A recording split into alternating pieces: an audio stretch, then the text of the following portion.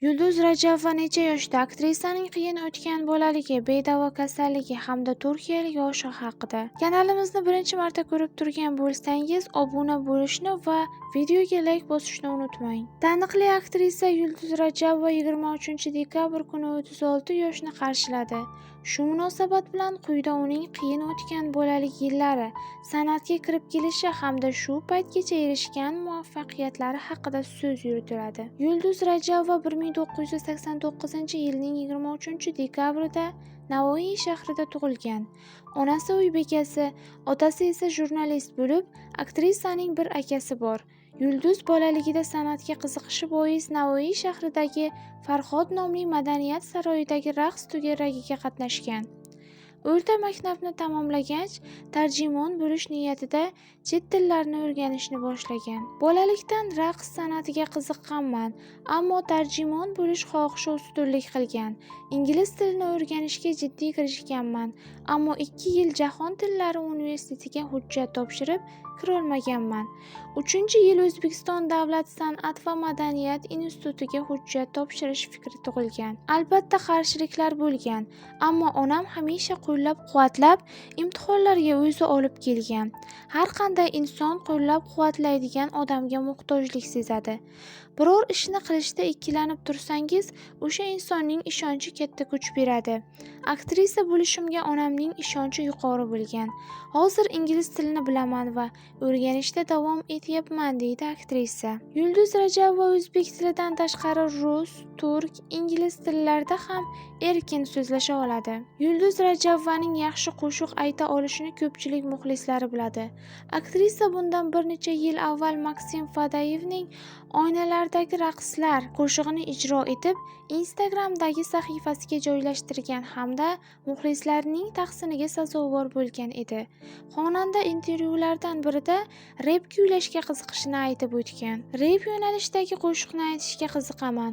Bolalikdan qo'shiqchilikka ishtiyoqim baland bo'lgan, lekin aynan sof rep yo'nalishida qo'shiq aytishni orzu qilaman, degandi aktrisa.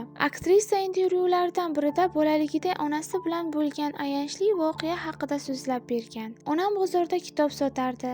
Men ham maktabdan so'ng onamning yoniga borib unga yordam berardim. Kitoblarni birgalikda sotardik. Bir kuni bozorga tekshiruvchilar keldi. Bizda ruxsatnoma bor edi, biroq uning amal qilish muddati biroz o'tgandi. Toshkentdan kelgan tekshiruvchilar qo'limizda nima bo'lsa hammasini tortib olishdi. Kitob, daftar, qalam, ruchka hammasidan ayrildik. O'sha kuni onamning yuz ifodasini, nimalar his etganini juda yaxshi xotirlayman. Bu kun hech qachon esimdan chiqmaydi. Biz u insonlarga yalindik, yolbordik, ammo hech qanday natija bo'lmadi. Undan so'ng oyoqqa turishimiz juda qiyin bo'ldi. Onam katta qarz ko'tarib ishini noldan boshladi. Qarzlarni asta-sekin uzib oyoqqa turdik, deya xotirlaydi Yulduz Rajabova. Yulduz keyinchalik O'zbekiston davlat san'at va madaniyat institutida tahsil olgan. Yulduz o'z ijodiy faoliyatini shu oliygoh qoshidagi teatrda boshlagan. Keyinchalik video kliplardagi ishtiroki bilan tanila boshlagan. Institutda o'qigan paytlarimda pul masalasida qiynalganman. 4 ta kursdoshim bilan nonni olib kesib suxarik qilardik. Butun kun davomida shuni yeb yurar edik. Stipendiya olish uchun ijtimoiy fanlardan ham yaxshi bahoga o'qiganman. Stipendiyani olishim bilan turadigan uyimizning ijara haqqini berardim. Inson o'zini o'zi eplay oladi, lekin oilasi bilan bo'lsa, qaysidir narsalardan voz kechib, pul ishlashiga to'g'ri keladi, deydi aktrisa. Juda ko'p yillardan beri meni bosh og'rig'i qiynab keladi. Bu migren bilan bog'liq. Aynan shu kasalligi bor insonlar meni yaxshi tushunadi. Bu bosh og'riq bilan hech narsa qila olmaysiz. Ba'zida shunday og'riydi, hech qanday dori yordam bermaydi. Migrenni davolash qiyin. Men bir nechta shifokorlar bilan maslahatlashib, bu tuzaladigan kasallik emas degan fikrga keldim. Og'riqni qandaydir usullar bilan kamaytirish yoki har 6 oyda ukolini olish mumkin. Hozirda shulardan foydalanyapman, deydi aktrisa. Aktrisa o'zbek va turk ijodkorlari tomonidan suratga olingan Men Dirman Jaloliddin serialida asosiy rollardan birini ijro etgan. Aktrisa serial borasidagi tanqidlarga quyidagicha fikr bildirgandi. Mendirman Jaloliddin seriali haqida boshidan salbiy izoh berila boshlandi. Fikrlar faqat salbiy bo'ldi. Men Ozodbek akaning fikrlarini tushundim. Bu serial faqat biz uchun emas, tariximizni chet elga sotish uchun bizdagi jahon standartlariga mos keladigan aktyor, aktrisalarni ko'rsatish, jahon standartlariga mos bo'lgan loyiha yaratish uchun qilindi. Bir haftada serialning bitta qismi namoyish etildi. Boshqa mamlakatlarda ham seriallarning bitta qismi haftada bir marta chiqadi. Biz ham butun dunyoga moslab shu narsani qo'llab ko'rdik. Kunlik serial olish juda ham qiyin.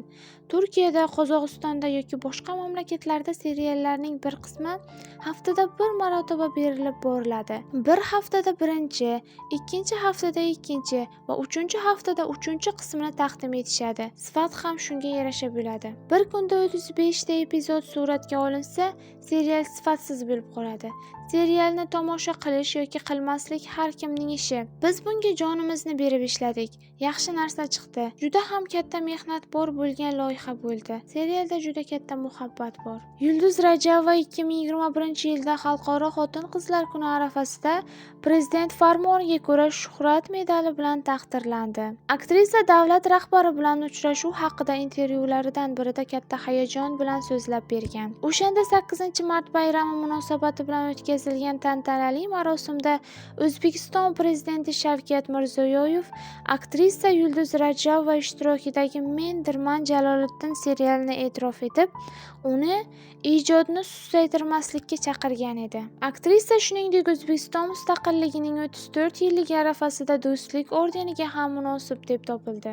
Yosh ijodkor bo'lishimga qaramay, hurmatli prezidentimiz tomonidan yuksak mukofot bilan taqdirlanganimdan boshim osmonga yetdi. Bu mukofot nafaqat menga, balki barcha yosh, talantli kino ijodkorlariga berilgan mukofot deb bilaman, deydi u. Yulduz Rajabova 2025-yil Oltin Humo 2025 milliy kino taqdimot marosimida Yulduz Rajabova 2025-yil Oltin Humo 2025 milliy kino taqdimot marosimida Shamsi qamar filmi uchun yilning eng yaxshi ayol roli nominatsiyasida g'oliblikni qo'lga kiritdi. Aktrisa sahnadagi nutqida O'zbekistonning eng oldi aktrisalari qatorida bo'lish o'zi uchun sharaf ekanligini aytib o'tdi. Amerikaliklar tomonidan suratga olingan Tamerlan deb nomlangan filmda suratga tushdim. Ushbu film buyuk bobokalonimiz Amir Temur haqida bo'lib, u yerda turli davlatlardan aktyorlar rol ijro etishdi. Filmda biz ingliz tilida gaplashdik. Ingliz tilini yaxshi bilsam-da, filmga tayyorgarlik jarayonida yana o'qib, ingliz tilimni yaxshiladim. Film 2025-yilda namoyish etilishi kutilmoqda, deydi aktrisa. Ma'lumot uchun, aktrisa ilk faoliyatini 2013-yilda Said Muxtorning Xazon nomli qisqa metrajli filmida suratga tushish bilan boshlagan. Shundan so'ng birin-ketin Turist, Sotqin, Yuragimdasan, Oyqiz ertagi, Maqsad, Skorpion, Yolg'on girdobi kabi filmlar va Mendirman Jaloliddin nomli seriallarda suratga tushdi. Aktrisa Oskar mukofotiga tavsiya etilgan Faridaning 2000 qo'shig'i filmida ham bosh rolni ijro etgan. O'zi suratga tushgan qaysi kliplarni yaxshi ko'radi? Ummon guruhining kliplari va Ulug'bek Rahmatullayevning Omadim kelmadi qo'shig'iga ishlangan klipni juda yaxshi ko'raman. Ular kichik loyihalarim bo'lsa-da yorqin xotiralarga boy bo'lgan.